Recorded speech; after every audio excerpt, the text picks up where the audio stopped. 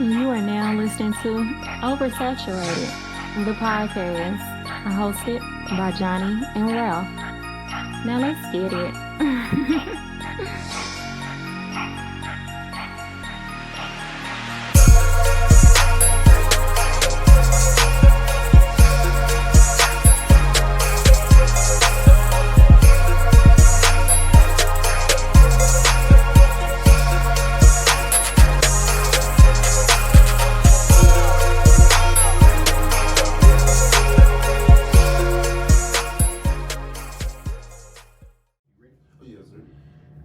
Welcome to another episode of Oversaturated, the podcast, where we discuss music, movies, pop culture, and everything in between. I'm Johnnie. And I'm Ralph. Welcome to episode number 95. 95! I'm not going to hold you. I had to do some stuff today. I really had to. I'm not mad at it. But Richard Dent, obviously a great defensive player for the Chicago Bears. Okay, dope.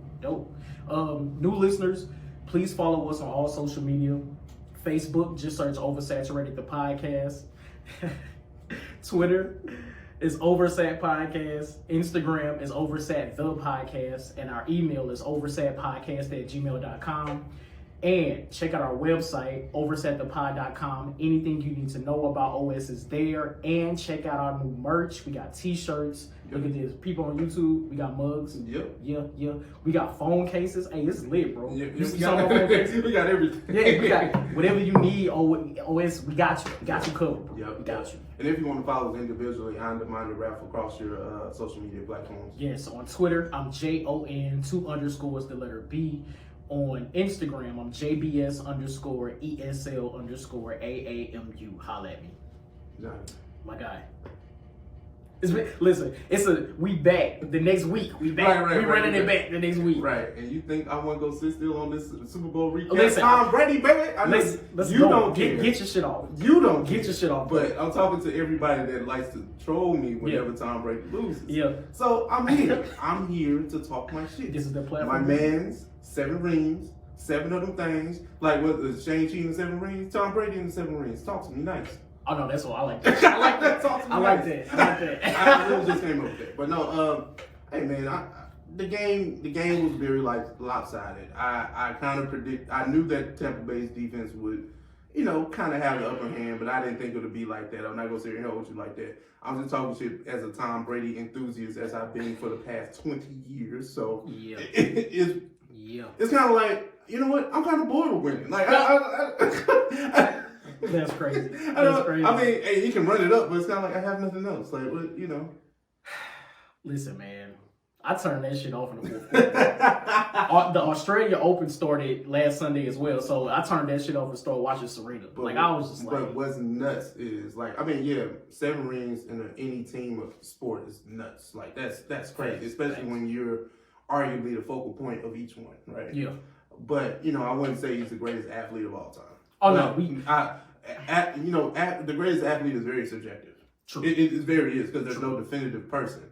People say Michael Jordan, people say Bill Russell, people will say Serena, people say Messi, people will say it's a lot of names you'll get to before you even mention Tom Brady. Yeah, and it's different. It's levels to athleticism. Let's keep it a buck. Yeah. Honestly, Patrick Mahomes showed himself to be the better athlete that day. You see the type of throws he was making? Mm-hmm. And that wasn't connected. But no. But see, that's his receiver's fault, because even though there was one throw he did, he was parallel to the ground, and probably going and literally hit the receiver in his helmet, and the mug didn't catch it. So to keep it a buck, it's not even Patrick Mahomes' fault they lost as bad as they did. It's the receivers. It's the coach. It's coaching. It's defense. It's the offensive line. It was a lot. It was a lot of people. Yeah. It's a lot. But the thing is, the quarterback does get the praise and wins. Right. So you gotta catch that L in defeat too. Hey, because listen, Tom Brady threw for 500 yards in the Super Bowl and lost. So it's like that. Yeah. So unfortunately, you gotta hold this L, Pat. Like it is what it is. It's cool. Listen, if they gotta do something with their receiver core. I don't know if they need to practice more, get new ones, defense. You think it was the spotlight? I think it was defense. No, because they've been there before. That whole receiving goal was there last year. You know what I'm saying? So I think it's more so coaching scheme, that type of thing. I think the coaching just really played a part in this, and lack of personnel in certain places. Okay. So it's not like, I think if the Chiefs were full strength, we'd be having a whole different conversation. Oh yeah. Like whole different conversation. I can see that. So. And I didn't know, is the Bucks, like the coordinators, like most of them were black, if not all of them? Yeah. I didn't know that. Yeah, that's why I never get when people have these conspiracy talks, like, it has to be like, the NFL is looking out for a certain person. Yeah, it can look a little fishy at some points in all sports, in all team sports, because you can look at the Yankees and baseball, like, I ain't got that many. Basketball, they look a little fishy. So it's not just necessarily the NFL, but it's just, when you look at it, it's just like, there are black players, like when people want to use the racial thing, right? There are black players on the team. There are black coaches. There are black, just because it's not a black quarterback that you like it's racial, man, racial. Hey, a lot of people, especially in today's climate, like to go automatically to the race thing. So and I know that there's a level of, their feelings being valid in this, because people still pissed about Kaepernick and blah blah blah. Woo. I get all that. Yeah, I get all that. So I'm not dismissive of that side of the argument, right? As if it doesn't exist or it's not important. Got you. So we got to talk about the halftime show, right? Oh yeah, I'm glad you brought it up. Yeah. Well, off top, just tell me what did you think about it? His Weeknd's performance. Weeknd is cool, but I just don't see him as a performer. Gotcha. And that was my thing, my whole thing with, jokingly saying Jay-Z has the answer for this. People got in their feelings. I said that, Jesus Christ. And I'm the Jay-Z fan. Jesus Christ. But no, I think that Weeknd's music is just okay. Like, listen, people go off of the Weeknd. And that's okay. And that's okay. I just don't really care for his music like that. But do I respect his star power? Yeah. Oh, yeah. Like, the only Weeknd project I enjoyed fully was House of Balloons, and that was in 2012. Yeah. That's many moons ago. Yeah. Oh, hell, 9 years ago. But but Weeknd makes dope music for the people that love him. Obviously, he's a pop star, so listen. Yeah. My opinion of Weeknd is not going to change anything. True. my whole thing is, okay, I understand if the Weeknd's music is not for you, and it can be a little slow and all that type of stuff. Mm-hmm. But you do have to respect the production of the performance that was put on. Like the performance itself was dope. Yeah. Like the performance was dope. The dancers was dope. The setup, like the stage setup, all that was fire. Like I enjoy watching, but I don't think he's the Super Bowl halftime show type of artist. And that was the reason I brought it up. And the reason I said Jay-Z or Rock Nation or whoever has an answer for this, the reason I brought it up was because I feel like the NFL could have went and got Weeknd or J-Lo and Shakira from last year. Yeah. I feel like those are artists that are safe anyway. Yeah. Like, and I'm not saying that the Super Bowl halftime show has to be trap rap. I'm not saying that. Right. I'm not saying that. But there are artists that are like a Usher. That have never did a Super Bowl halftime show. And it's interesting that the Weeknd was the sole performer. Like, usually there are like multiple performers, right? Hey man, I guess because it's COVID season or whatever. Like, that's true. That's true. Hey, look. I enjoyed the performance. I thought it was cool. I do understand Weeknd has a specific fan base, which is cool. I just don't think he was the person that should have performed at the halftime show. That's all. That's all I got, man. Right. Shout out to the Weeknd, though. Facts. Shout out to the Weeknd. Bro, we didn't even know what we kind of gonna do off the door. Damn. That was just a recap. We here. Keep me on track, man. Yeah, we here, bro. We here, bro. I'm going first because mine's real light. So, I've been thinking that I miss like going to like just gatherings of my friends where we just sit and play games and talk shit. Yeah. Like amongst us ourselves. Yeah. And I got to thinking, like, there are 2 card games that can get real toxic real quick. So I want to ask you, which one do you think is the more toxic of the 2? Yeah. Spades or Uno? That's a very interesting conversation, right? Yeah. I think Uno is really specific to an age group. Like, I think, like, that's maybe a millennial game, per se. You think so? Yeah, I don't... Think about it like this. When you go to family reunion, ain't too many older people, like our parents and them playing Uno like that.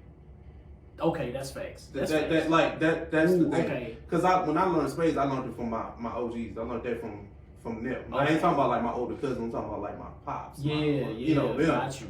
So I would say Uno from the strength of the rules changed so much. Yes, the rules changed so much. So much. Like we got mad at Uno for telling us how to play the game. Fam, Uno made the rules. Uno like, made the rules, and they came out with a them tweet, and they was like, blah blah blah. It was like, nah, that's not how it works.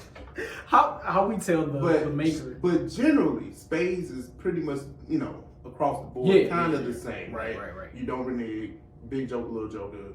Sometimes deuces might be wild. Deuces might be worth something. So it's like generally okay. Once you kind of know that, all right, cool, we can play spades. Exactly. Now spades has ended a little wrong sometimes. I say nigga get knocked out for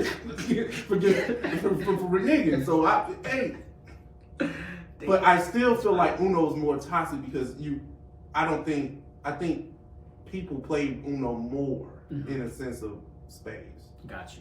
That's just me. I mean, I could, I definitely think Uno is more toxic, mainly because depending on the group of people you play with, the rules are different. Yeah. Like the rules could change every time you play, which is kind of crazy.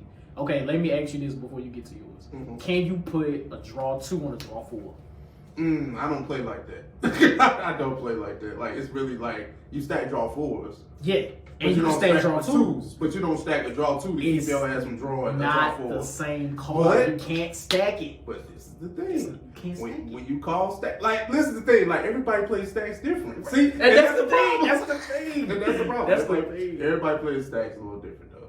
Fam, you can't put a draw 2 on a draw. I agree with you. Yeah, I agree with you. Yeah, but I have been in certain situations where draw 4. No, draw 2. What? No, you can't do it. You can't. That's crazy. That's funny as hell. Okay, my off the dome. Man, I've been, me. I find a new song or something here, real quick, and I'm like, that ain't good. And the reason I say that is because they used a sample of a beloved song that was just like, it is what it is. But have you ever heard a sample that didn't work? And I'll give you my example if you're thinking, right? Yeah. G-Eazy.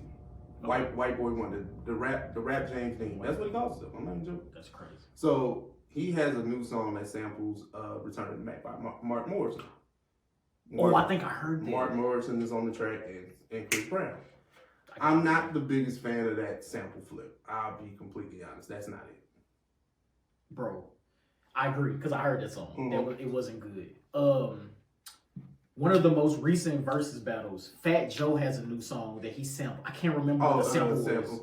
Never Too Much by Lucy. Yeah, I really didn't like it. I did not like that at all. Oh my god. Now usually because the song is such a classic, you never really want anybody to touch it. Right. Is that really what it is, or what do you think the song? I'm on the fence about the Fat Joe joint. Like honestly, I think it's cool. Like I didn't like it. Like I just didn't like it. I don't think it was a good use of the sample. Oh, you know another one since we're here, and I talked about this when we talked about the Busta Rhymes album. Okay. The joint with Bell Biv DeVoe. Oh yeah, Poison joint. Yeah. Super trash. But you know one that grew on me? I don't know the name of the song or the guy that sings it, but he sampled damn, how did it hold on. Never mind. I can't think of the song with the sample. Well, it'll come back to me. But in this space and time we've seen a lot of like sampling is not new in hip hop. So let's just throw that out there. In music in general, but definitely not in hip hop. Right. But Hitmaker, aka Young Bird, aka whatever his other name is a well-known producer right now. Right. You go to him when you want the absolute radio play. He is given who you may not know, but YFN Lucci a few samples. One being Case Missing You, which Trey Songz is on the hook. I can't think of the name of the song. And then there's another one where he samples Bow Wow and Sierra. Really? Which is a sample of New Edition anyway. But it's just like I like that song. I don't really like what you did with it. Got you. You know what I'm saying? Like Case Missing You is probably one of the best R&B songs in the 2000s. I won't say all time. In the 2000s, right? Definitely. Like, that song is up there. Easily. Like, you know what I'm saying? Oh, yeah. But for you to flip that and then get Trey Songz yodeling ass on the hook, oh, fam, what we doing? How we doing? Yodeling. Man. Nah, I feel that.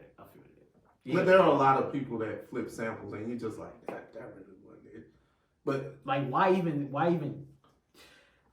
I can't believe you and I are at an age where people are starting to sample the music we grew up on. Yeah.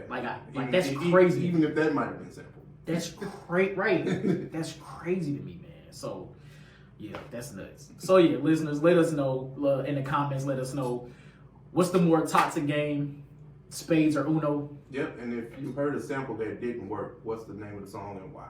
Yeah, man. I definitely want to say, so Ralph and I, we're recording this on Valentine's Day, so happy Valentine's Day, all the couples out there, turn up. And this is dropping on Side Chick Day, so happy Side Chick Day to everybody. Single Awareness Day. Yeah, all that. Mm-hmm. Bro, did you watch Malcolm and Marie? Oh, no, I haven't. You haven't watched it yet? Okay. I haven't watched it yet. We'll talk about it when you watch it, because it's interesting. Have you watched Judas? I have not. Black Messiah. I have not watched that. I know, okay. Right. So we'll talk about it next week. That's funny. Okay. Did you watch the Justice League trailer? It just came out today. Oh, no, I didn't see it. Okay. I ain't really been on social media, well, YouTube or anything like that. You can kind of just talk about what happened if you want to, but... On what? No, the trailer. Just the trailer. It's a lot of footage of Darkseid in it, which makes me very, very, very excited, and I want to know why he was cut out of the original. Mm-hmm. And then we also get a glimpse of the Joker at the very end of the trailer. Jared Leto's Joker? Yeah. Okay. So like we've over the last week, they teased the pictures of him. Mm-hmm. Like they put a blurry picture out, then the next day they put the actual picture out. And he looks great. He doesn't have any tattoos like he did in Suicide Squad. So he as the Joker in Zack Snyder's Justice League, he looks really good. But it still begs the question, why the fuck is he there? I think it might just be like a flashback, and he might only be in 1 or 2 scenes in the movie. Yeah. Yeah, well, you know, what is it, 4-part, 5-part joint? Something like that? I think they turned it into a 4-hour movie, if I'm not mistaken. Okay. Listen. No. I haven't seen it, so I reserve judgment, right? And you know how I do with trailer reactions. Yeah. So hey, look. Yeah. I will always call myself to the grass if I said something wrong, right? Right. But just proving DC's track record. I have to say that I'm not excited. Yeah. But I'm not mad. I will watch it. Yeah. I will watch it. Because even the extended trailer that they kind of put out just announcing that, I mean, we already knew the Snyder Cut was going to be cool, right? Right. But when that first trailer came out, I was just like, right, like, okay. Oh, okay. Like, what we doing? Like, okay. But I still have to see it to get these bars off. Like, I still got to see it. Facts. The thing that I enjoy most about the trailer is that Steppenwolf, who was the main villain in the original, we see him doing work on behalf of Darkseid. He's talking to Darkseid. Darkseid is telling him, "Hey, go do this real quick. Yeah. Whatever you need to do, come back." That's the part I enjoy most, because it shows Darkseid as the main villain, as he should have been anyway. So I'm just really I'm Now let me burst your bubble real quick. Let's do it. Because I know how you feel about sub-villains being in movies. Mm-hmm. Now, if Darkseid's gonna be the main guy, cool. You got Joker, you still got Steppenwolf around. Mm-hmm. How does that work? I don't think Joker is gonna be like a focal. Like, I don't think he's gonna be part of the main story. Like, I don't think Joker being in a movie is gonna drive the story anywhere. I think it's just a flashback for Batman to say, "Oh, this happened back then," whatever. Okay. That's what I think. I don't know. Well, if that's the case, you're gonna put him in the trailer. I agree. That's what I'm saying. Like, I agree. He shouldn't be in the trailer. Like that. Go ahead. You know how we talk about, don't put it in the trailer. Just let us figure it out. Yeah, like let it happen. Let it happen. Let it happen. That's the issue I had with Suicide Squad. Like they put Joker in every trailer like he was the villain. Like, they made him seem to be the villain, and he wasn't. He was just there to try to get Harley, like bust Harley out. Yep. He was only in 3 or 4 scenes maybe. came in at the end and saved her. Like, what? Yeah. What we doing? Like, it was cool, but don't hype me up to make me think he's the villain, the main villain, when clearly he's not. So Gotcha. that's just how I feel. Gotcha. Now I'll check out the trailer and then, if I have any thoughts. Yeah. We'll be back next week, people. So we'll right. talk about it. Exactly. But, real quick, do you want to get into WandaVision? Yeah, let's do it. Hey, WandaVision is amazing, man. I just gotta keep calling myself out about that bad take. Like, hey, man, it is great. It is like, and they turn on more every episode. It progressively gets better every episode. Like, honestly, the first 2 episodes, which I still think are flawed, but it like build a house. Mm-hmm. House has to have a foundation. Mm-hmm. And we kind of see what's going on, and we kind of start seeing that Wanda probably is the villain of the whole damn show. The one takeaway I had from episode 6. What's that? I want to know who it is Monica Rambeau is communicating with. Somebody is supposed to bring her something that she's able to go back inside of the hex. Yeah, obviously I think it's Reed Richards, but that's what I've been seeing. So I really don't have any other guesses. They are making slick references to the Fantastic Four though too. Facts. So, what if it? Well, maybe it can't be. I was gonna say, what if it's Shuri? But that's completely left. No, that's completely left field. Like it has to be somebody near and dear because you're talking about they're in New Jersey, so I'm trying to figure out who else would be smart enough in the MCU to be able to create something like that. Because I don't know. Is Bruce Banner still around? Is he smart enough? I would think so. I mean, but why the hope though? But yeah. why the hope though? Like, yeah, I don't know, man. I just know episode 6 was fire. Every episode continues to get better. It's 3 more left, man. I wonder what the big reveal is. Like, I don't know. It's great. Yeah, it's great, man. This is great. I have nothing. Full review coming after the season is over. Oh yeah, absolutely. That might be like a separate video on YouTube. Oh, we should just do. Oh that. yeah. But man, really quick, rest in peace to one of the founding members of the Supremes, Mary Wilson. Yeah, man. She passed away this week. I forget the age. Yeah, me too.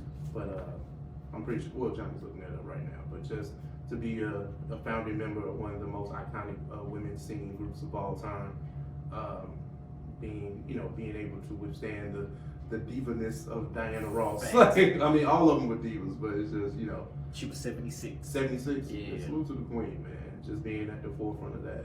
I think she's originally from Detroit, too. So, I think I could be wrong. I'm trying to see. I don't see that. See that there. But no, I'm on New York Times. So. But, hey, man. People don't talk about, I don't think people talk about Detroit and their musical influence enough.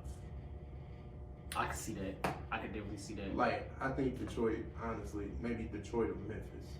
Mm-hmm. And, this is me just thinking Definitely not Memphis. People don't mention Memphis as much as they should. Oh, no. When you talk, and I'm not talking about hip-hop. That's where people start getting, losing it, right? Mm-hmm. No, I mean, musically. Yeah. Like music. Like blues, gospel, R&B, soul, rap. Yeah. Man. House. Like, Detroit really has like a grip on music and people don't talk about it enough. Facts. I wonder if that's because a lot of people don't know, like they don't know like all of those specific types of music come out of Memphis. Memphis. Oh yeah, Memphis blues, soul, gospel, all that too. I mean, Elvis Presley from Memphis. I don't really like talking about it, but he is. Like rock and roll too. Yeah. I don't know, man. Memphis, man. If I was from Memphis, I'd be talking so much shit. But I mean, it's just, when you think about the large media markets and, they really have a grip on rap. Mm-hmm. But if you're talking about like a whole different genres of music that's just embedded in the body of the city, I mean, the soul of the city. Right. Nah, Detroit and Memphis, easily, in my opinion. No, I feel that. I have no argument against it. I can't argue against it. So last week, off mic, like after we finished recording, Ralph and I got into a very interesting and funny conversation about picking a college. So this past week I saw there's a young black lady that got accepted into like 50 different colleges, which I think is fire. That's dope, right? But in classic social media fashion, it's a lot of haters. Yeah. Oh, why you apply to so many? It's such a waste of time. And I thought that was trash. Why would you diminish this young lady's accomplishment? Like, she has a very big decision to make in which school. Which school, yeah. And I thought that was interesting to play into the conversation we had. I like what you did there, because this is the thing, right? Mm-hmm. If it was an athlete, yeah, and it's a generational talent in football, basketball, the sports that generate the most revenue for these big time schools. Yeah, nobody would say anything not a word. 50 schools wanting this person, not a single word. But when it comes to academia, or maybe if you want to say it's a woman, I don't know. I don't know these people, right? But they bring out that point. Like, why would you talk about, getting accepted to 50 schools, blah, blah, blah. Man, look, obviously 50 schools wanted this person. Exactly. Especially in a time where I imagine it has to be super difficult for high school juniors and seniors over the past year with COVID. It's like, I don't know what they did for prom last year. I assume maybe they canceled prom. All of your senior activities have been canceled. Football games, like all that stuff has been canceled. Yeah. So now you get to a point where, okay, I'm a senior now, I need to apply to schools. And now you're applying to all these schools and you get accepted and you want to share that with people, and now they just shitting on you. Like, that's crazy. It's nuts. I don't understand it. Like, I assume a lot of these kids are having issues with not being able to hang out with their friends and all that. Like, this is a special time in these 17, 18-year-old kids' lives. Like, and to just shit on somebody like that is stupid. So what I did want to do is I do want to kind of rehash our discussion from last week on how we chose going to A&M. Yeah. For me personally, like, first of all, I didn't know what an HBCU was. I'm not gonna lie to you. Mm-hmm. It wasn't something. Yeah, it wasn't something that was talked about in my house. Like, my mom went to Greenville, here in Illinois. Like, I didn't know. Like, I remember A&M, the choir came to Eastside my senior year. Like, the choir came sang, and there were a few people in the choir that graduated from Eastside. Yeah. So I was like, all right, maybe I should apply there, because clearly there were people from East St. Louis there. So I applied. Like, my number one college choice was University of Miami. That's where I wanted to go. Okay. Got accepted. They weren't trying to offer no scholarship money. So I applied to A&M. I also applied to University of Illinois in Champaign. Mm-hmm. I got accepted everywhere, but A&M gave me the most money, most academic scholarship money. So I was like, that's where I'm going. And that's pretty much how I chose my school. Not because it was an HBCU, but because they gave me the most money. Now, when I got there, listen. Oh, yeah. I'm glad that's where I ended up. I feel like it was supposed to happen. It was man, what? It was meant to be. I was meant to be at A&M. That shit was crazy. It's interesting because, like, I knew what HBCUs were because of the Gateway Classic. They always came here. Howard, I think it was Howard, University of Pine Bluff, Tennessee State. Those were the schools that were kind of in rotation for the Gateway Classic because they had big alumni bases. Yeah. So just being around certain people, kind of, at least I knew what an HBCU was. Yeah. Now, you only know about the bigger ones because the alumni base reaches so far. Yep. Brand recognition, like we talk about all the time. Yeah. I didn't know about A&M until I actually went there. Got you. So, just going to A&M, like, we went down there it was a college tour. We went down there, I think we probably went to another school, something like that. But we went down there for high school senior day. Okay. So we're down there with other seniors from, like, Atlanta, Birmingham, Miami. Like, people came from all around, and Elmore is packed to the brim. Yeah. Like, it's stupid in there. That's the gym, by the way. Yeah. So it's packed in there. So it's like, okay, all right. This is what college is like. Right. So quiet as it's kept, I have this impression of what I think college to be. Mm-hmm. So I'm looking at all these beautiful young women. Facts. And everybody's just hyped. I was like, oh, this is what school is like? I should go here. Like, and then they waived the application fee that day, so you applied, like, just apply on the little computer, building my information, I bada bing, bada boom, I'm in. Like, I was like, it's lit. like we, so A&M wasn't like necessarily like a top college choice for me. Honestly, I think I wanted to go to Howard, but it was just something about it. It's just like the application process was so much. Yeah, all facts. Like it was like $50. $50 back then was a lot of money. Yeah, especially for somebody that Like was working, but like I'm working, but I'm helping moms out, and I had to like, I'm working, but I'm helping moms out, and then just $50 is a lot of money when you apply to like several different schools. And I think I probably was lazy and sent the incomplete packet to Howard, so that's probably why I didn't get it. So it's not because I wasn't smart enough. Like Howard, y'all trust me. Your loss, beloved. But I think the reason why because my mentor at the time, he was a Howard alum, so that's why I tried to get into Howard. Gotcha. But I applied to several different schools, state schools, other HBCUs, and I had a high success rate. Like out of probably let's say 10 schools, I got in 7. Gotcha. So cool, right? But A&M was the furthest away that accepted me. Yeah. And I was like, hey, fam, I gotta get away from my mom. Yeah. and we ain't talking about no scholarship money. We ain't talking about how much it costs. Man, we ain't talking about academics. And like, what you studying? Like, what you taking up? It don't matter. Like, they take it. I mean, they got it. I think I'm gonna take it and let me get away from here. So I had to get the fuck about. Excuse my language. Oh, I don't mean that's somebody. Yeah. I was just saying I had to get the fuck about it. East St. Louis. So that's what. Funny as hell. That's how real. That worked. But real though. That's how that worked. But just that time away from parents and people that I knew just kind of helped me grow as a person. Yeah. So, I mean, I undoubtedly landed where I was supposed to be, despite the student loans, despite, whatever, I might have experienced when I was down there, because those experiences made me who I am right now. Right. So, I'm cool with that. No, facts. Same. I'm cool with that. But let me tell you why I think I told you the story before. Hold on, let me take a sip out of my OS mug. Facts. Man, listen, before you get there, I encourage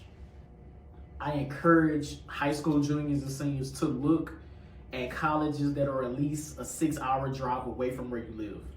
Like the experience of being away from home, not being able to have your parents as a crutch per se, like it builds your character. It definitely builds your character. So that's something I always try to encourage in high school juniors and seniors. Yeah, because my niece is getting ready to go. Well, she's not getting ready to go to school. Like, she's a junior in high school now. Gotcha. But she's talked to me about HBCUs, or at least alluded to it, and I was just like, look, well, for one, whoever give you the most money, go there. Facts. That's how you saw that. But secondly, if you get away from St. Louis, do that. Like, and I ain't talking about go to LU. Shout out to anybody that listen to this to go to Lincoln University. No shots. I just don't want my niece to be that close to home. Yeah, gotcha. That's just a preference. Gotcha. But if she go there, cool, shout out. But I just know how going to a school so close to home can be somewhat of a crutch or a hindrance. And I've seen it, there are a lot of success stories. Don't ever get that twisted, from people that go to school near their home like that. But I just know for personal development, I feel like that'd probably be your best bet. Word. I agree, bro. And that's not even to just say school. Like, maybe just if you between the years of 18 and 22 and you get the chance to leave, do it. Go. Do it. But as far as like me picking my major, right? My initial major was business marketing, like marketing. I was like, okay, I'm gonna go to school for marketing, all that stuff, cool. And once I got into like macroeconomics, I was like, oh, this is not it. That intro to account class, shout out to you, bro. That intro to account class is not the move. Like, that's not it. Like, if you don't like numbers and balancing ledgers, that's not for you, man. Yeah. I balance checkbooks and that's it. That's like, it. That's where it stops. But the reason checkbooks, my bad. I know exactly, but the reason I picked marketing was because remember Boomerang, right? Oh yeah, Marcus Graham. Wow. What was he? He was a marketing executive. Marketing executive. Damn. Marcus had the clothes. He had the women. Yeah. He had the money. He had the apartment, the condo, whatever. Like, I was like, man, that's what you give me. And then but. No, even the work that he did, like all he did was in meetings and just come up with ideas and like, this is how we're gonna push this. I was like, oh, that's light. Oh, that's lit. Let's do it. Let's do it. Dang. Now, I'm thinking that's all I had to do. Pitch ideas. I can do that. Nope. That's how it works. That's how it works. You go to school, they want you to do macroeconomics is so hard. Like, that is tough. Shit trash. That is That shit trash. They had you take that. It's like math. It's like math. Like I'm like, I don't want to talk about gross domestic products and shit.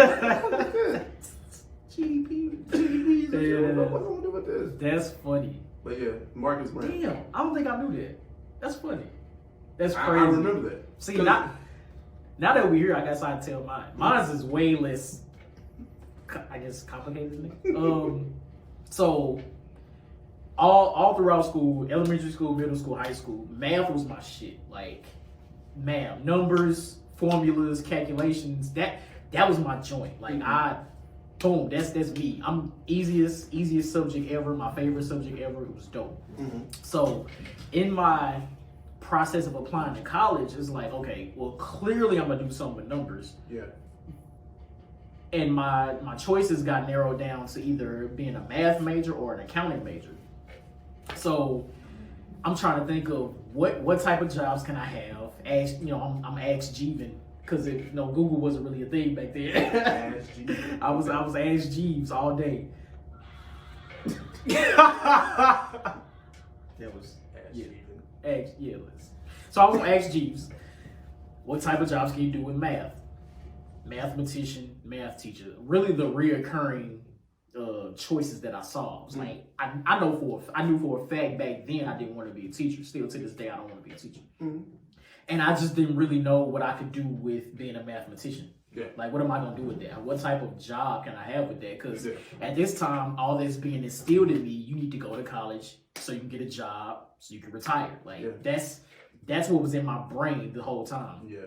So clearly, I felt I couldn't do anything with math, so I chose accounting. And that's how I am now. Yeah. But what I wish, and I guess it didn't click to me while I was in college. I wish somebody would have told me that engineering is basically math, because that's what engineering is basically. It's a lot of formulas, a lot of calculations on trying to make sure things work the way it's supposed to. I wish somebody would have told me that. Yeah, that's the thing. Maybe sometimes we as teenagers, not we, but just teenagers shouldn't necessarily rush off to college, because sometimes you don't even know what the fuck you want to do. Yeah. And you waste a lot of time, money, and energy. Most importantly, time. Yeah. But the money and energy part, that's debatable. You know what I'm saying? You can figure that out. But the time is really, really important. Like, you need to figure out who you are. Word. What do you like? Word. Just go work. Yeah. And if college is for you, go to school. Yeah. Do school. And some people prefer that traditional 4-year experience, at least you think you do, until you get past it. Because once you hit the adulthood, it's kind of like, well, damn, I don't even like. And then there are people that come out that are traditional college success stories, right? They go to school, they get the high GPA, they do all the campus activities, whatever that is, and then you move on. And then you make it in corporate, your sector. Yeah. You make the money, and then you're not happy. Facts. So let me tell you. It's like that. Like I was like kind of going back to like what you think you would like to do. I was really like in the history, like just kind of psychoanalyzing myself, like especially when it comes to this podcast. Yeah. I like dates, like names, like real names, like I like talking about stuff like that, right? Yeah. So history was always a thing for me. Social studies is always a thing for me, but does that equate to money? That's the thing. Can I be a historian? I don't know, but where is the money in that? Yeah, and I think that's usually our issue in the Black community. It's like, how do I make money? Rather than being happy. Because listen, I've been an accountant for 10 plus years now, and it's like, it's cool, but it's like, it's not fulfilling. Like I can do this shit all day. This shit is easy, but it's not fulfilling. Like I'm sitting here talking with my guy right now. We just talking shit. This is great. Never did I ever see myself doing anything media related when I was younger. Right. But we here now, and I'm enjoying it. Like, we've been doing this almost 4 years. Like, I don't ever want to stop this for real. Right. It's kind of like if I ever knew that maybe this was something that we get into, journalism, mass communications, something like something of that nature. Like, you probably be thinking about that as a major. But then again, you don't know. That's why you have to figure out life. You have to figure out what you like. That's why it's very, very tough for an 18-year-old to make a life decision off of their I don't know whatever, but like I told you, I got sold to school off a free application fee, a pep rally, and the fact that I wanted to get away from my damn mama. Like that's what it was. That's crazy. And in hindsight, that sounds nuts. But to 18-year-old Ralph, that sounds like the greatest thing ever. Right. But like I said, I don't regret any of the life experiences that I had at A&M. Yeah. Like, I don't regret anything that happened down there. So I love the fact that I was able to go down there and find who Ralph was and mature as a man. Yeah. So as a 32-year-old, I've grown to, I feel like college is less about the education and more about the experience as a person. Listen, the education, that's the easy part. The papers, all that bullshit, man, that's light. Okay. I had to take biology, and I had to take a biology lab my freshman year. Yeah. I don't do shit. I don't do nothing with that. Nothing. The first 2 years of college are actually pointless. Man, what? Like, listen, go to a community college. It's cheaper. You get the same amount of stuff, and you get to transfer it over. Word. Like, that's how I probably would have played it. But I don't regret it. Oh, yeah. It's just, those are things like, okay, if I still want to go to school, right? Okay, cool. Let me go to a community college, get this English 101, get this, get that. Boom, all the simple shit out the way. Right. Get that out the way. Then I go and get my core classes at a 4-year school. Yes. Because that, like, when you get into your core classes, that's when the fun begins. Exactly. It's like, that's when it really gets in. Yep. It's crazy, man. And it, again, college for me is more about the life experiences. Like me and Ralph, me and my other friends from college, like we formed I feel like we form lifetime bonds. Like, yeah, as Ralph and I get older, families change, things like that. Like, this is always gonna be my guy. Like, I know we may be able to go months without talking if the podcast ever stops. Right. But if I pick up the phone and call my guy, I know we good. That's what college has done for me. Because it's not only Ralph. I have other friends like that as well. Yeah. So it's like, that's what the college experience is. Right. Basically, like we were friends in high school. We were cool in high school, cool.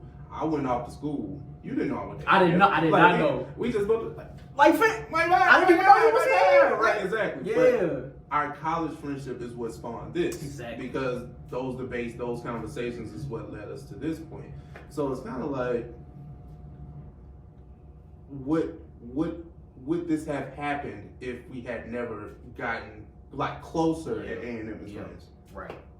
Right. I don't think it would have.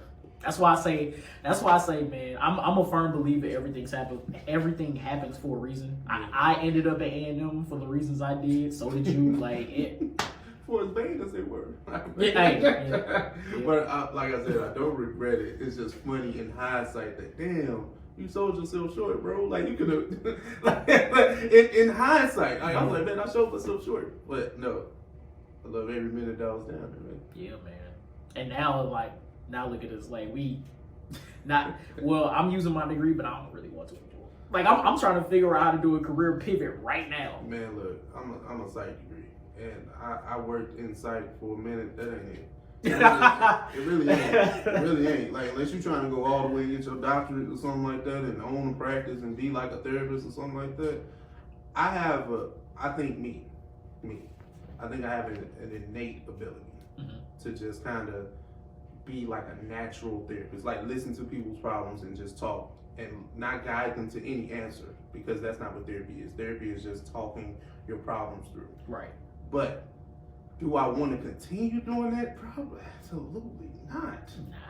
I don't want to. Yeah, I feel that.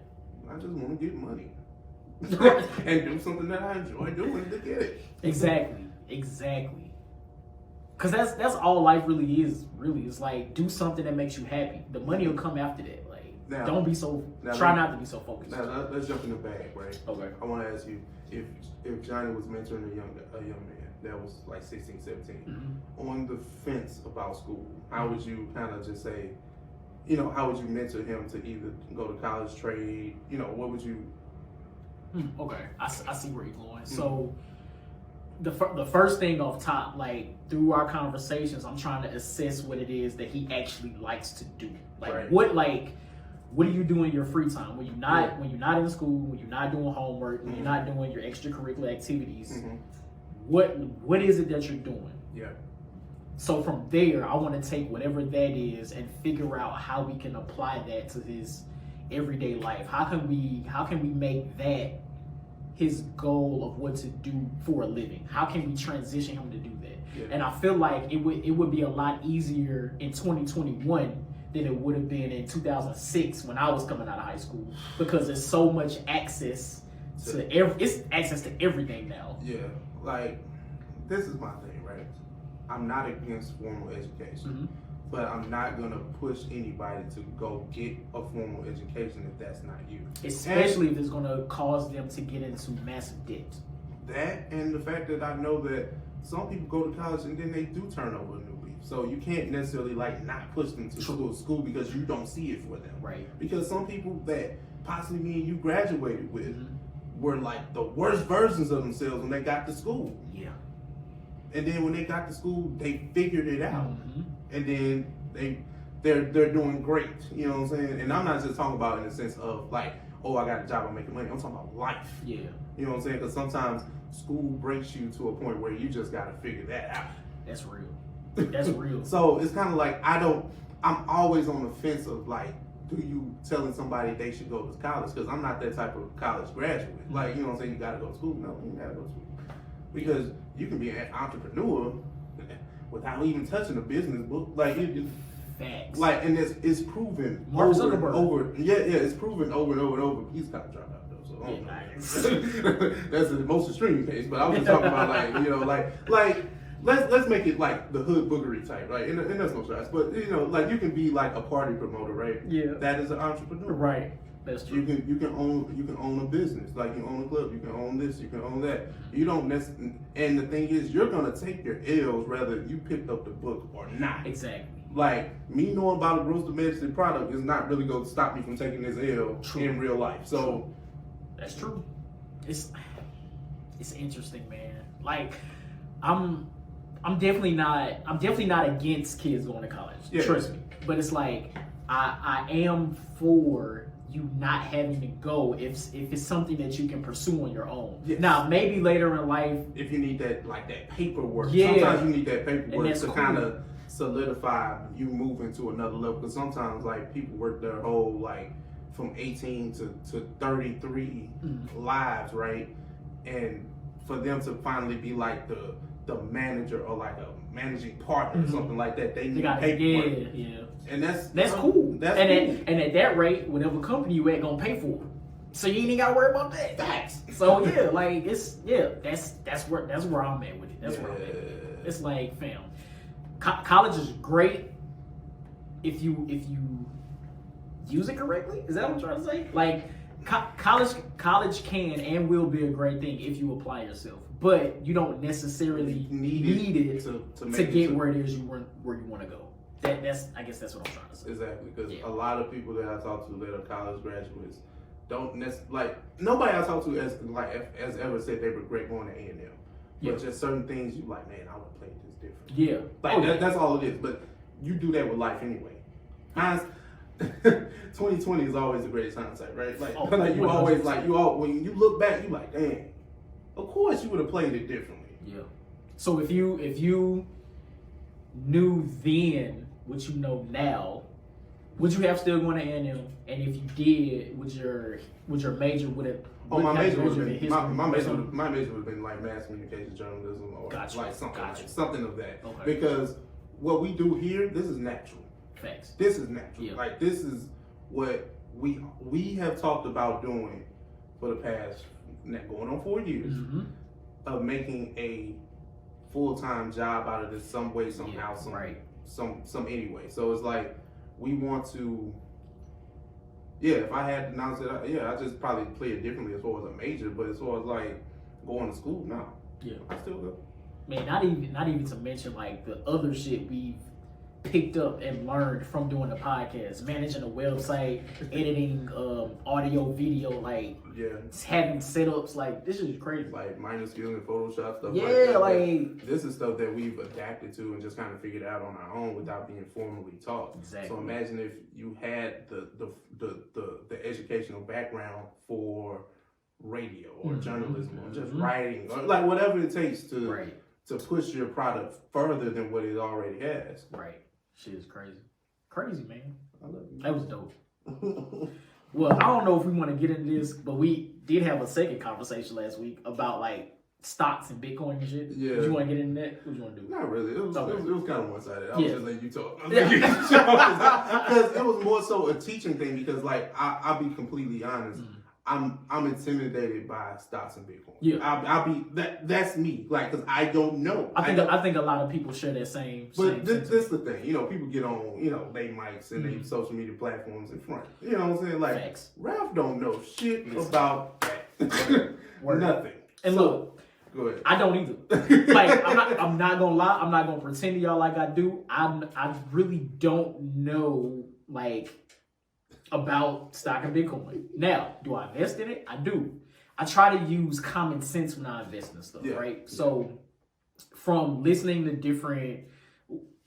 other podcasts and people talk about money, interest, stocks, and how it works, like how I look at it, how I view stocks is as like a 401k, like a retirement savings plan type of thing, right? So I'm thinking about things that will never go away. Apple not going nowhere ever. No. Amazon, clearly Tesla is on the come up and still on the come up and is going to be here for a while. So I try to think about things that'll be here 10, 15 years in the future. Yeah. I take whatever little money I have. And on Robinhood you can buy percentages of stock. So if you got, let's say Tesla's like $837 a share, right? If you have $10, you can take $10 and buy $10 worth of a share. Of a percentage of Okay. So buy it. This is my strategy. I'm not saying you should do this. This is just me. Disclaimer. I take my little $10. I'll buy $10 worth of a Tesla share. Yeah. I'm never touching that share for at least 5 years because I know at some point it's going to go up. Yes, the stock market fluctuates. There may be a week span where I lose the whole $10. My shit is at zero. 3 years from now, that's let's say Tesla stock goes up to $1,500 a share. Yeah. I've made money on the $10 purchase that I made. That's literally how I see it. And it's the same with Bitcoin. Yeah. A year ago, if I recall correctly, one Bitcoin, I think it was like maybe like 9,000.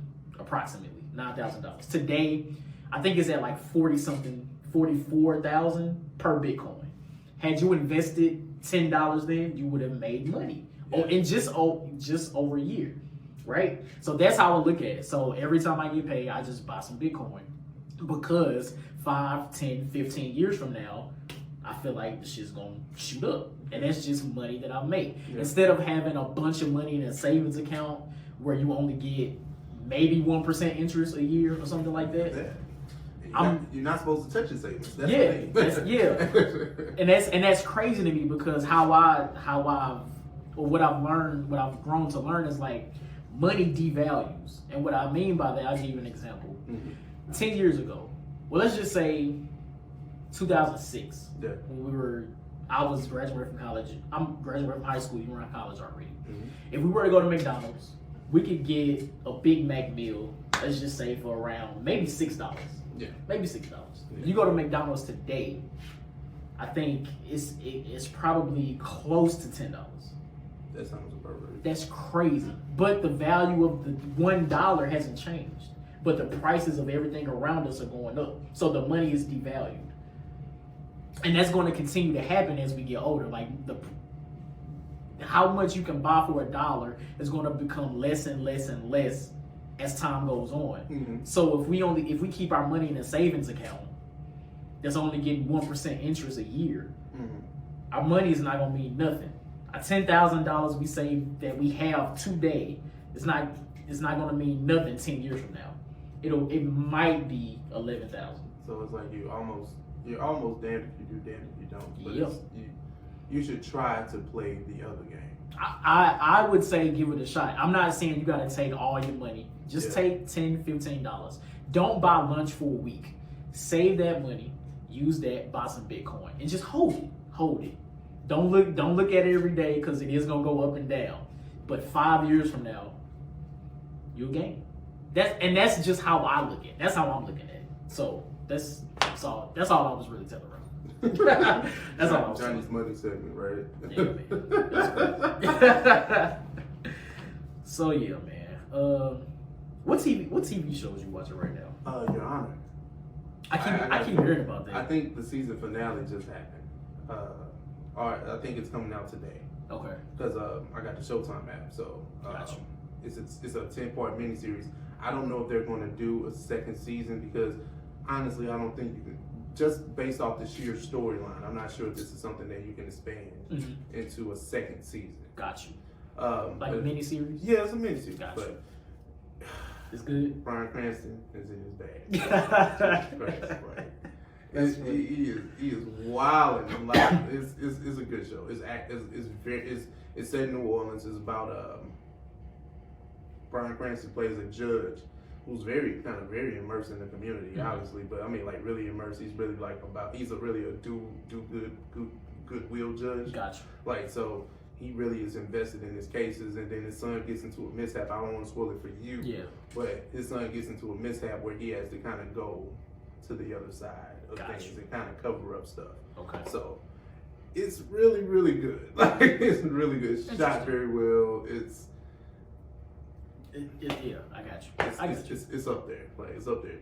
It's up and it's stuck. Look, I haven't really been watching any like TV shows lately. Like I said earlier, the Australian Open started last Sunday, so I've been keeping close tabs on Serena, Naomi Osaka. There's a black guy who's American. His name is Francis Tiafoe. Super dope player. He lost to Djokovic, but he's like a rising star on the men's side. So I've just been keeping up with that and like just staying busy with accounting shit. So yeah, I ain't really been watching TV for real. I was just curious as to what you was watching because after this week, Australian Open go off, so I'm gonna need something to keep myself occupied. Yeah. I'm mad you missed my Cardi reference, but have you heard the song? What song? Cardi song. What's Up in the nah, I didn't listen to it. That's why you missed the reference. Yeah. No, the song is great. Is it? Oh, listen. Well, I'm going to hear it at some point. I know. I'm not. You know what? That's how it was when it first dropped, right? I was Yeah. like, it's gonna be a challenge. I'll listen to it when it listens to it. Right? You know what I'm saying? I was like, it's gonna be a TikTok song, a TikTok challenge at some point. I'll get to it when I get to it. Yeah. But I actually took the time. Like, I actually went to search and click play. Is it video cool? Probably. I'm gonna watch it. Like, I'm not really stuck on the video. Like, I mean, I imagine that the video is, I get what you mean. Yeah. Like, no, I'm not. But I'm just talking about like for the song's sake, like it really makes me miss outside. Ah, got you. Really, like, really Yeah. makes me miss outside.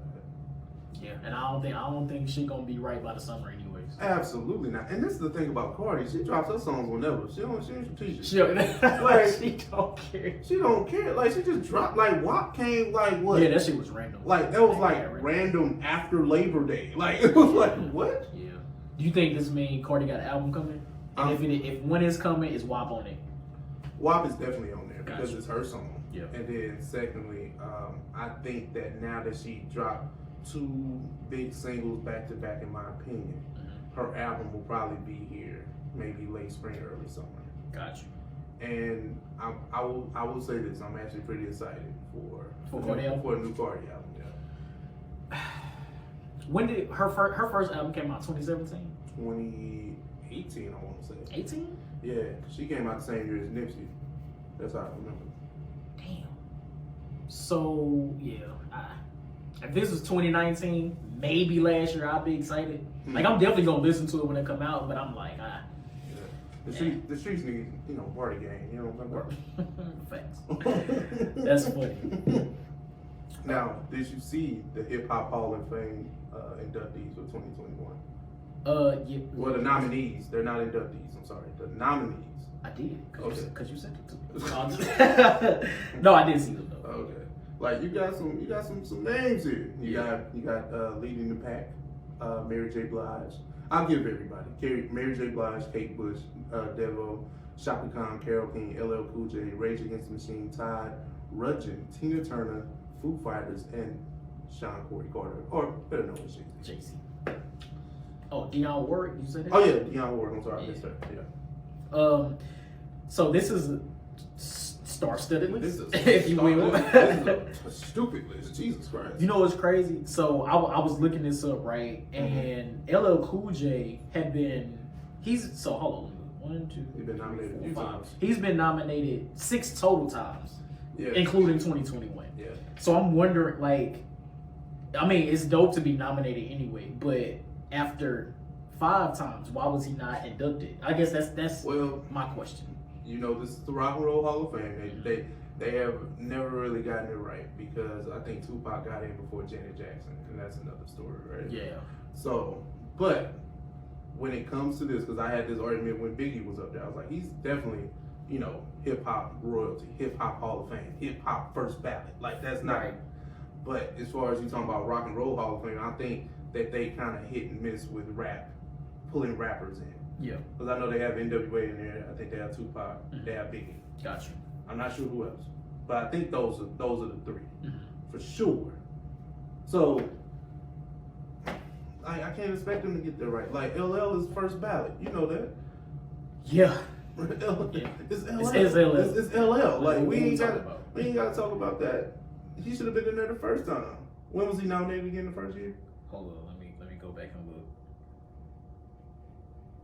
Okay, so first time 2010. So by then he should definitely have been there. So he was nominated 2010, 2011, 2014, 2018, 2019, and 2021. That's nuts. Because he should have been in there the first time he went up there. But then again, I'm looking at LL in a different way than they do. This is even crazier. Tina Turner was previously nominated once. Oh, Tina Turner. 1987. She should have been in there 87. Stop playing with her. 87 and 2021 are the 2 times she was nominated. You know how crazy that sounds that somebody who's a rock and roll pioneer. Pioneer. I Can Tina review means something. Like I know, you know, the joke is always about Tina getting beat, but no, musically and the image, like that. There's no, you know, obviously there's no Beyonce without a Tina Turner. Oh, facts. Like that goes without saying. Even Beyonce will say that. Real. So Tina Turner not being there is nuts. This is crazy. Like now, for the first time nominees, obviously like a Jay-Z or a Mary J Blige. Shout out, like hey. I mean, of course, it's dope to be nominated. If Jay-Z gets in and Tina Turner doesn't this time, it's like, what we doing? If Jay-Z gets in before LL Cool J, and LL Cool J has been nominated 6 times, like, what we doing? Well, this is the thing. Jay-Z has more accolades than both of them. Okay, I get that. No. If you're going off a resume, yeah. No, I get that, but would you say Jay-Z's impact on, let's just stick to hip hop for now, on hip hop culture is bigger than LL Cool J's? But this is not hip hop you're talking about. Well, true, but you talk RockNRoll hip hop, RockNRoll Hall of Fame, Grammys, #1 albums. Jay-Z got a lot of them. A lot of those. Yes, true.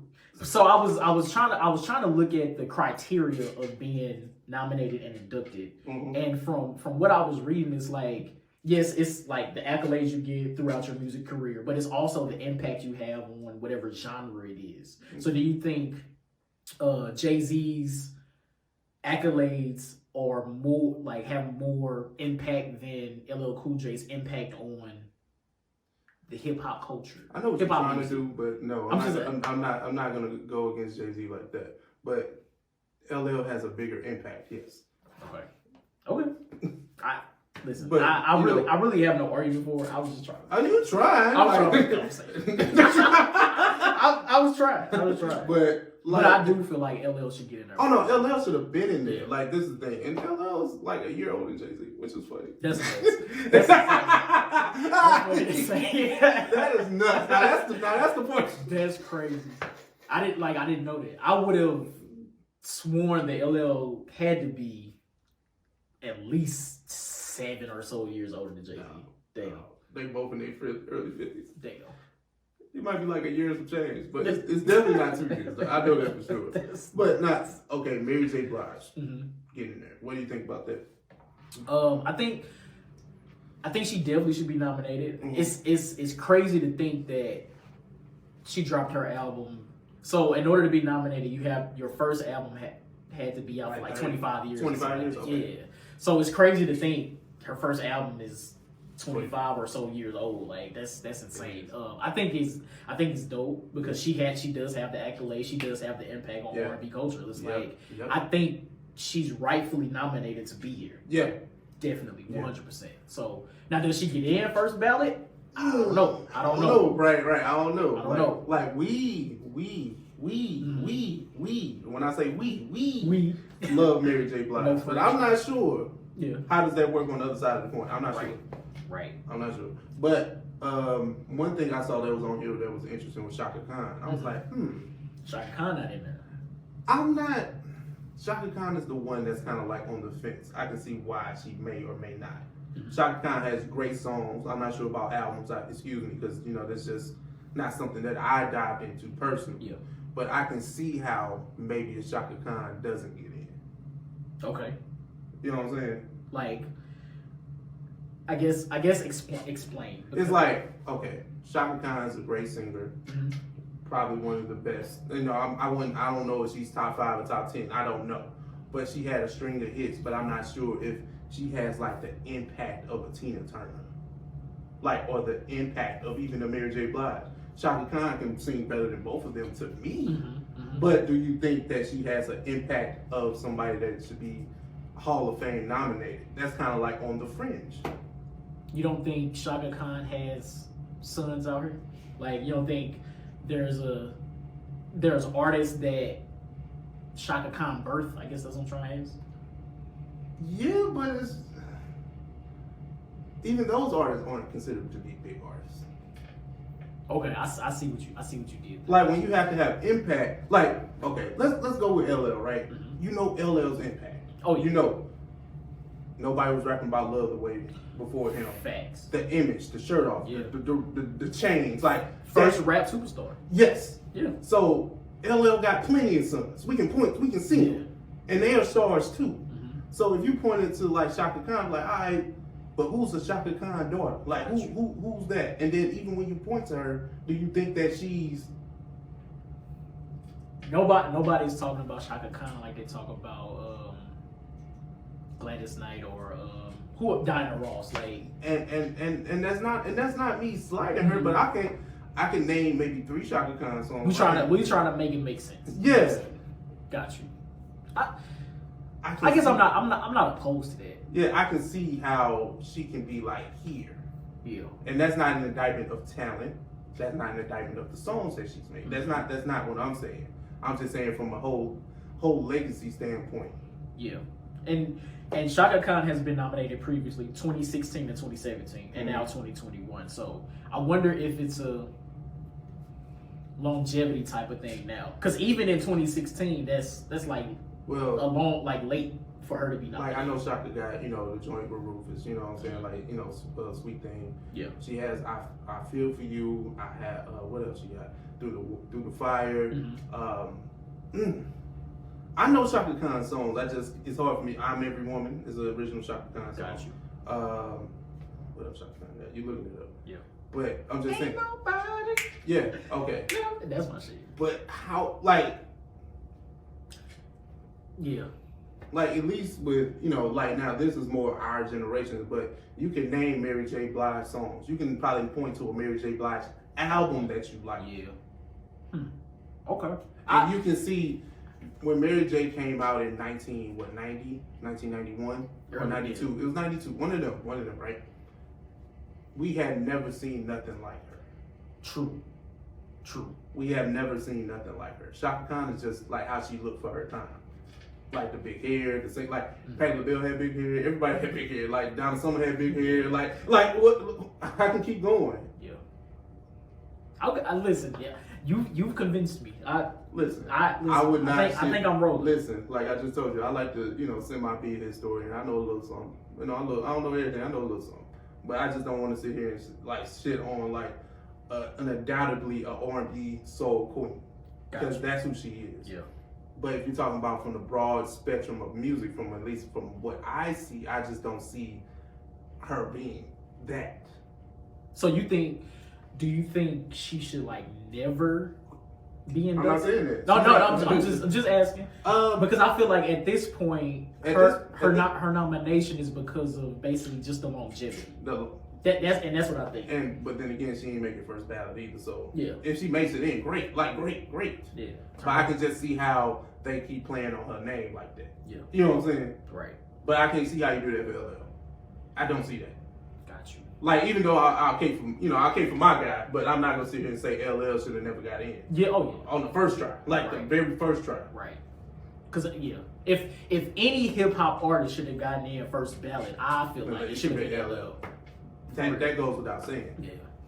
So I looked up to see how people actually get voted in, because I was curious. So I found this on phillyvoice.com. Yeah. It says a voting body of more than 1,000 artists, historians, and others in the music industry will also cast ballots to determine who is inducted this year. But there's also a fan vote as well that goes into it. Probably a minor fan vote, but still. Yeah, because if it was like enough for the fans to vote, a lot of people get it. Oh, facts. It says fans can participate in the selection process by voting for as many as 5 nominees daily on the Hall of Fame's website through April 30th. Yeah. The top 5 nominees who are voted on by the public will comprise the fan ballot and be tallied alongside the other ballots to select the 2021 inductees. So that's how they get voted in. I was always curious about that. Okay. That's interesting. It's still a clickish thing. You know how it is. Oh, 100%. Kind of like, any academy. You know what I'm saying? You gotta. Yeah, and that's a lot. Like, you get 1,000 artists and historians, right? Who are like, what background do the artists have? Like, is it more country music than R&B? Is it more R&B than soul? Like, and then it's rare when the hip hop gets representation inside of those rooms. Yeah. And then when you talk about hip hop, what hip hop are they going to prop up? Yep. That's why I say it's easier for Jay-Z to get in, because crossover king. Like, you know what I'm saying? Like let's say when Drake goes up for that shit, if there's even such a thing when it's time for him. Right. You think Drake won't get in first ballot? Drake's impact is insane. Like, the man was on Billboard for 10 years straight. Right. Fam, how do you not vote him in first ballot? Well, I'm just saying, like, somebody that continues to make crossover hits, where it brings everybody to the table. Yeah. That's somebody that's undeniable. Right. That's great. But that's why I guess my argument for Shaka was against it, because I don't think she brings everybody in like that. Got you. No, listen, you convinced me. Oh, okay. You convinced me. I just know somebody's gonna kill me for that. Listen, I think your arguments are valid. So thank you. I'm I never come from a malicious place. I try not. Oh no, true.